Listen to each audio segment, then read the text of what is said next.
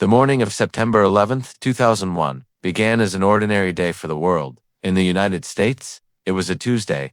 People were rushing out of their homes, heading to work. In New York City, thousands of employees were stepping into elevators inside the Twin Towers of the World Trade Center, coffee cups in their hands, computers powering on. No one could have imagined that within minutes, the course of history was about to change. That morning, the sky was unusually clear blue and calm as if nature itself was unaware of the storm that was coming. None of this happened suddenly. The roots of that day stretch back decades to the end of the Cold War, the politics of the Middle East, the war in Afghanistan, and the ideology of a man who believed himself to be a soldier of God, Osama bin Laden. Once an indirect ally of the United States, gradually came to see America as his greatest enemy. After the war against the Soviet Union, when U.S. troops remained stationed in Saudi Arabia and other Muslim countries, it became unbearable for him. From this belief emerged Al-Qaeda network that chose fear as its weapon instead of conventional warfare. Throughout the 1990s, Al-Qaeda carried out several attacks. The bombings of U.S. embassies in Africa, the attack on the USS Cole in Yemen, and the first bombing of the World Trade Center in 1993. These were warnings, but America continued to see itself as secure. Few could imagine that commercial airplanes, used daily by ordinary civilians, could one day be turned into weapons. For years, Al-Qaeda quietly prepared its plan. Young men were selected and sent to the United States. They enrolled in flight schools, where they learned how to fly planes, but not how to land them. Security at the time was far less strict. Knives and box cutters could be carried onto airplanes. Everything appeared legal on the surface, but the intent was catastrophic. On the morning of September 11th, for airplanes departed from different cities across the United States, no one knew that none of these flights would reach their destinations. At 8:46 a.m., the first plane crashed into the North Tower of the World Trade Center. There was an explosion. Fire erupted. Glass and steel rained down to the streets below. At first, many believed it was an accident. News channels reported that it might have been pilot error. Firefighters and rescue teams rushed to the scene. Inside the building, people ran toward the stairwells. Others were trapped on the upper floors. But just 17 minutes later, the truth was revealed to the entire world. A second plane came speeding in and slammed into the South Tower live on television. In that moment, it became clear this was no accident. It was a coordinated attack. Panic spread through the streets of New York. People screamed, looked up at the sky, ran in every direction. Some stood frozen in shock. Inside the towers, temperatures reached thousands of degrees. The steel support columns began to weaken. At the same time, another plane struck the Pentagon in Washington, D.C., the heart of the U.S. military. America was under attack on multiple fronts. The fourth plane, believed to be heading toward the White House or the U.S. Capitol, crashed into an open field in Pennsylvania after passengers fought back. Those passengers gave their lives and may have saved hundreds more. In New York, the situation grew worse by the minute. The South Tower collapsed first within seconds. A building that symbolized global power and capitalism turned into a cloud of dust. Shortly afterward, the North Tower also fell. The sky over New York turned black. Ash, smoke, screams, and silence filled the air.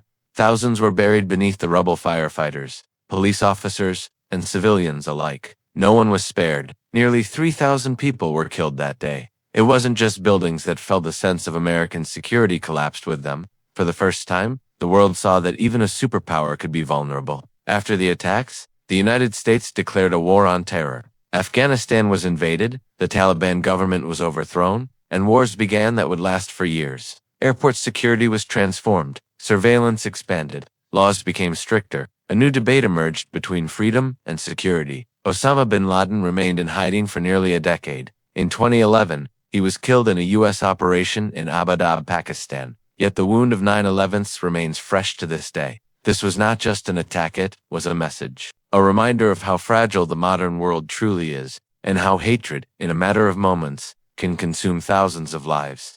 September 11th, 2001, is the day that proved real destruction does not come from collapsing buildings, but from fear taking root in human hearts. And the effects of that fear can last for generations. When the second tower collapsed, New York was no longer just a city, it had become a battlefield. A massive cloud of dust rose into the air and swallowed the sun. Day suddenly turned into night.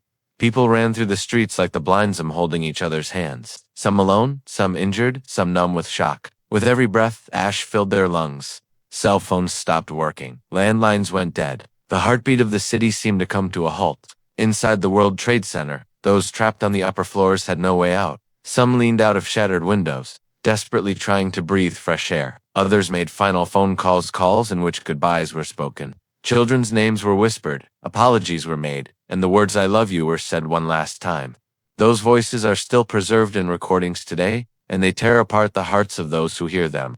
At the same time, firefighters and rescue workers moved toward the buildings without hesitation or fear. They knew the danger, but their mission was to save lives. Many firefighters entered the towers, climbing upward as civilians were coming down. When the towers collapsed, hundreds of those firefighters were buried beneath the rubble. The men and women who came to save others became part of history themselves. In Washington, the attack on the Pentagon made it clear that this was not just an assault on New York, it was an attack on the entire United States.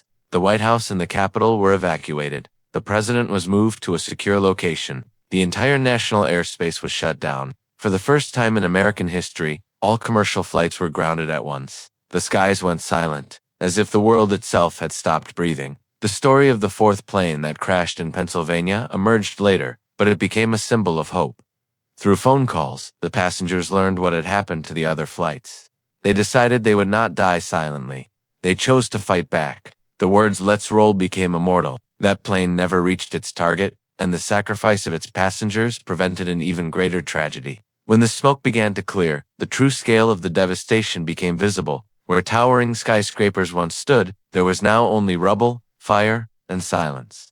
Thousands of families searched desperately for their loved ones. Hospitals were overwhelmed. Temporary morgues were set up. Photographs were taped to walls. "This is my brother. This is my daughter. Has anyone seen him?" Many of those questions were never answered. The media broadcast these scenes nonstop. The entire world stood still. In Europe, Asia, the Middle East, everywhere people sat in front of their televisions. This was no longer just an American tragedy. It had become a shock to all of humanity. Many countries expressed solidarity with the United States, but fear spread just as quickly. If this could happen here, it could happen anywhere.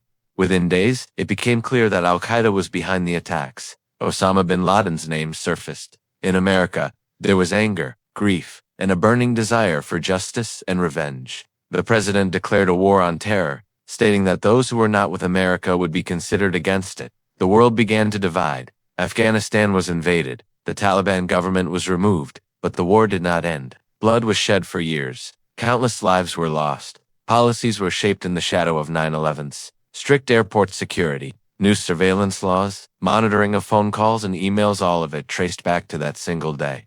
Time passed. The debris was cleared. A memorial was built at Ground Zero, but the wounds never fully healed. The children who lost their parents that day are adults now. Yet for them, September 11th is not just a date, it is an absence. Firefighters who survived still battle serious illnesses today, having breathed in the toxic air of that day. 9/11s taught the world that the arrogance of power can shatter in moments, and that a single spark of hatred can set the entire world on fire. This day is not meant only to be remembered, it is meant to be understood, because the true protection of humanity does not come from bombs and wars, but from justice, awareness, and peace. Time moved forward, but September 11th did not end. The sun had set, yet the sky over New York still glowed with the red hues of fire and smoke. At Ground Zero, rescue operations continued with relentless intensity. Bulldozers, cranes, firefighters, and volunteers cleared the debris, each hoping, against hope, that someone might be found alive. But after hours, that hope slowly began to fade.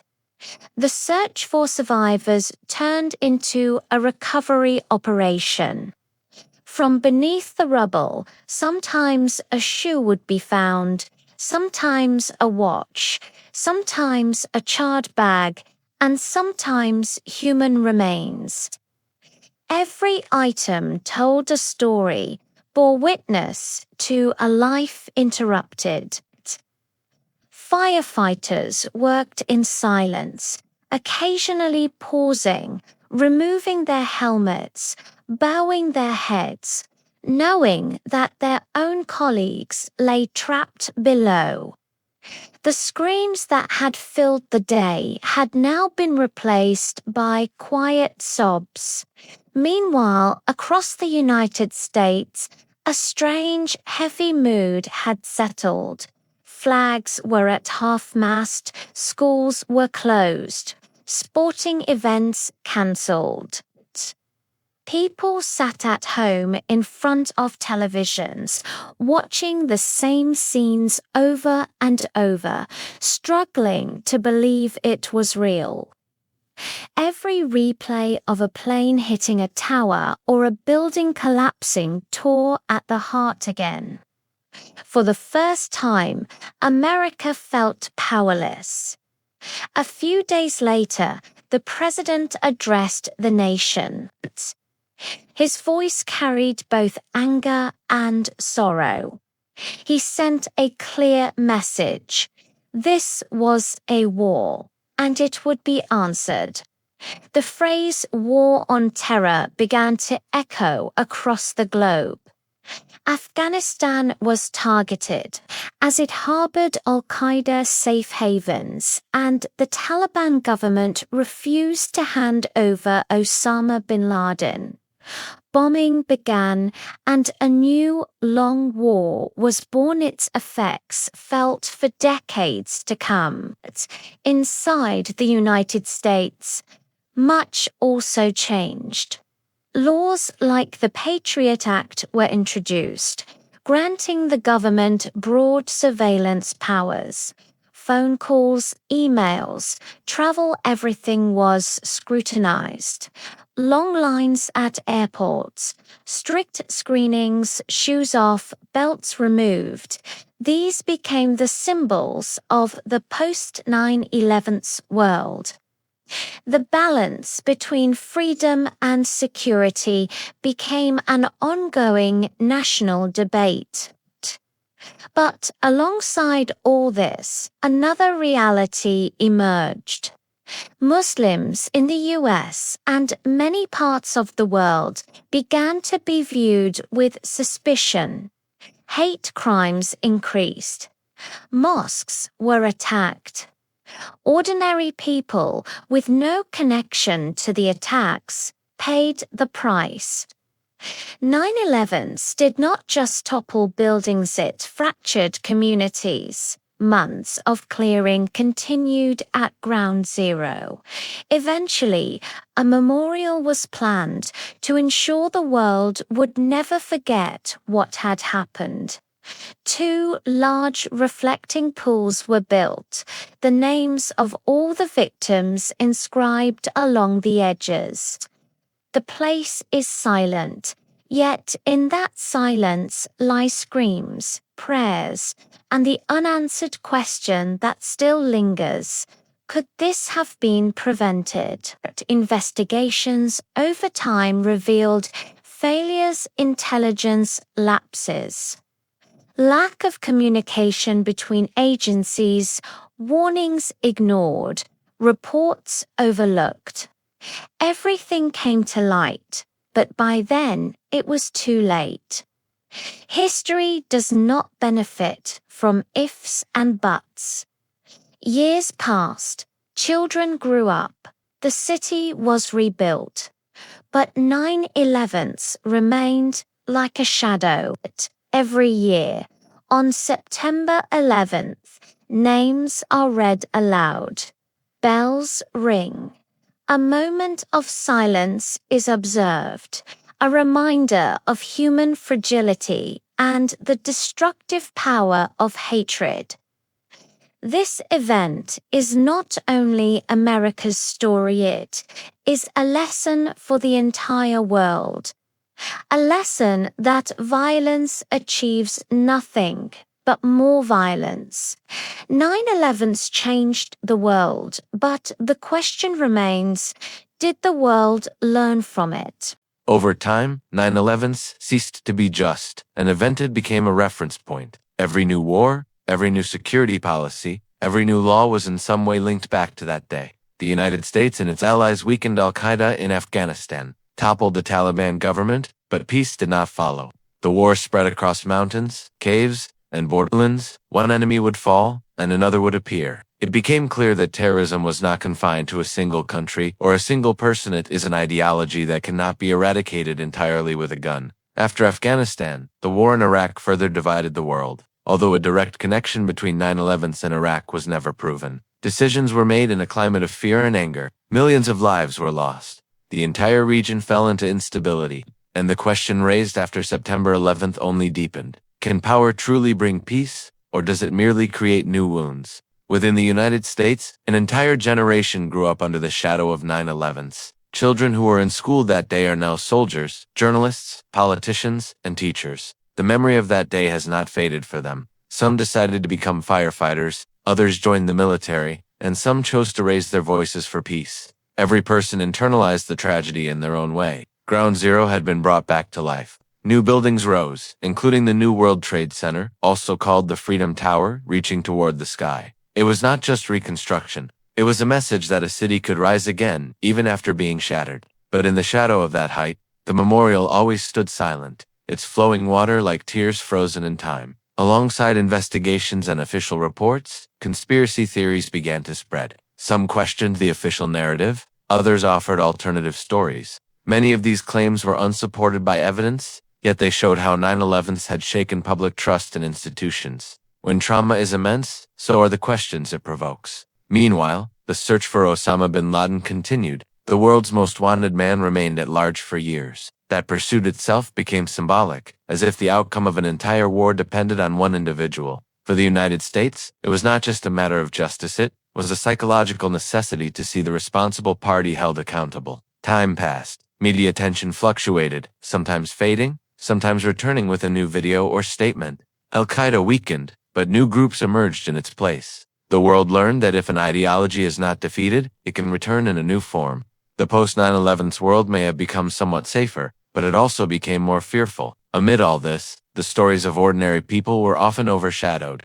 The mother who still keeps her son's room just as it was the father who silently stands at the memorial every September 11th, the firefighter who still wakes at night smelling smoke in the air. For them, 9/11s is not global politics, but a personal tragedy that never ends. The world gradually learned to move forward, but forgetting was impossible, and perhaps forgetting was never meant to happen. Some events are remembered so that they warn us, keep us human, and remind us that hatred always leads to destruction. Time has proven that September 11th, 2001 was not just a diet, was a turning point. A turning point from which the world could not go back, only forward, but forever changed. Years later, when the smoke had cleared, wars had been fought, governments had changed, and new generations had come of age. The echo of that day had not ended. That echo is sometimes heard in airport security lines, sometimes in the headlines, and sometimes in the silent eyes of a mother. In 2011, one night, Osama bin Laden was killed in Abbottabad, Pakistan, during a U.S. operation.